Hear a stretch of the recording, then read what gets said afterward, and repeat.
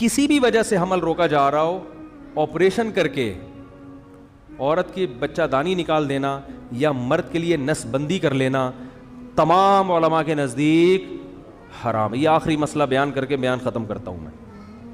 حضرت مولانا طارق جمیل صاحب ہم ان کی خاک کے برابر بھی نہیں ہیں، ان سے اللہ نے جو ہدایت کا کام لیا اس کا 10واں حصہ بھی ہم نہیں کر سکے۔ بہت بڑے بزرگ ہیں، لیکن کوئی کتنا بھی بڑا عالم ہو اس سے مسٹیک ہو سکتی ہے۔ حضرت سے یہ غلطی ہوئی ہے کہ انہوں نے ایک بھری محفل میں یہ بتایا کہ گاؤں میں ایک عورت کے 10 بچے تھے، تو میں نے اس عورت کو مشورہ دیا کہ آپریشن کر لو۔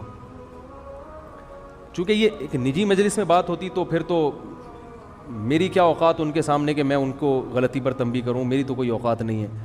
لیکن چونکہ ایک بھری محفل میں بات ہوئی ہے اور ان کی ایک بڑی ویلیو ہے، اہمیت ہے، بہت سے لوگ ان کے اس تبصرے سے، بہت سی عورتیں وہ مس گائیڈ ہو سکتی ہیں اور وہ آپریشن کرا سکتی ہیں کہ بچہ آئندہ نہ ہو۔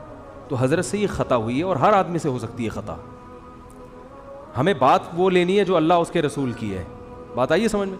10 بچے بھی ہو جائیں، 20 بھی ہو جائیں، عورت آپریشن، حضرت نے جو یہ ان کو مشورہ دیا نا اس گاؤں کی عورت کو، یہ غلط مشورہ دیا۔ غلطی ہوتی ہے، مجھ سے بھی ہوتی ہے، میں بڑی بڑی مسٹیک کرتا ہوں اور ہم سے تو زیادہ ہوتی ہے، ان سے کم ہوتی ہے، لیکن یہ بہت بڑی مسٹیک ہوئی ہے حضرت سے،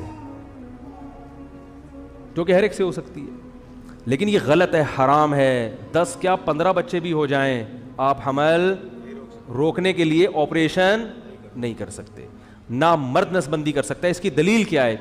دلیل اس کی یہ ہے کہ اللہ نے انسان کو اس کے جسم میں کانٹ چھانٹ کی اجازت نہیں دی ہے۔ خودکشی کیوں حرام ہے؟ آپ اپنے آپ کو مار نہیں سکتے۔ آنکھ پھوڑنا جائز ہے اپنی، کیونکہ آنکھ میں دیکھنے کی طاقت ہے، آپ کو یہ اجازت نہیں ہے کہ آپ اپنی آنکھ سے دیکھنے کی طاقت ختم کر دیں۔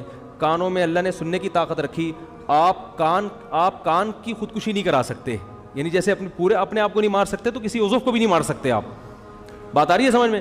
تو اسی طرح یاد رکھو، عورت میں جو اللہ نے قوت تولید رکھی ہے، کوئی ایسا طریقہ اختیار کرنا کہ یہ سرے سے قوت ہی ختم ہو جائے، تو عورت نے اپنے اس عضو کو ناکارہ بنا دیا۔ تو جیسے آنکھ کو اندھا بننا جائز نہیں آپ کے لیے، ناک کاٹنا، کان کاٹنا جائز نہیں، تو اسی طرح عورت کے لیے قوت تولید ختم کرنا حرام ہے، کیونکہ یہ قرآن کے بالکل خلاف ہے۔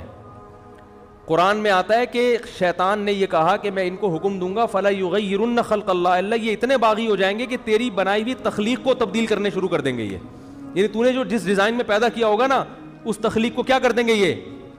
تو عورت میں اللہ نے تولید کی صلاحیت رکھی ہے، عورت وقتی طور پر حمل روکنے کی تدبیر اختیار کر سکتی ہے کسی ضرورت سے، جیسے صحابہ بھی کرتے تھے، لیکن قوت تولید کو کسی قیمت پہ ختم نہیں کر سکتی۔ یہ پھر اللہ کی بنائی ہوئی تخلیق کو کیا ہے، اور یہ سب کے نزدیک حرام۔ دیوبندی بھی علماء بھی حرام کہتے ہیں، بریلوی علماء بھی حرام کہتے ہیں، اہل حدیث بھی اس کو حرام کہتے ہیں، کہیں سے بھی فتویٰ لے لو، عرب علماء بھی حرام کہتے ہیں، عجم بھی حرام کہتے ہیں، جامع ازہر یونیورسٹی والے بھی اس کو حرام کہتے ہیں، جامعۃ الرشید والے بھی حرام کہتے ہیں اس کو، بریلوی حضرات کے جو بڑے بڑے مدارس ہیں وہاں سے فتویٰ لے لو، وہ بھی کہتے ہیں کہ مرد کے لیے نس بندی کرنا یا آپریشن کرانا حرام، عورت کے لیے آپریشن کرانا 20ویں بچے کے بعد بھی حرام ہے۔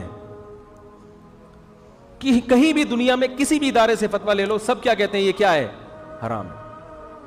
تو مجھے اس لیے وضاحت سے کری کہ حضرت کے جو فتویٰ ہے نا، اس کا حضرت کی جو ایک تبصرہ تھا، ہر ایک سے خطا ہوتی ہے، تو اس کا لوگ غلط فائدہ، یعنی غلط یوز نہ ہو جائے اس کا، کیونکہ ہماری ذمہ داری ہے کہ فوراً ہم اس پہ تنبیہ کرتے ہیں بھائی یہ حضرت سے مسٹیک ہوئی ہے۔ سمجھ میں آ رہی ہے بات کہ نہیں آ رہی ہے؟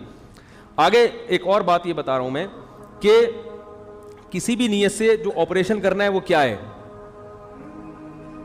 سب کے نزدیک کیا ہے، حرام، کیونکہ یہ اللہ کی تخلیق کو بدل ڈالنا۔ مزید شارٹ کلپ بیانات کے لیے چینل کو سبسکرائب کریں اور بیل آئیکن کو دبائیں۔ جزاک اللہ۔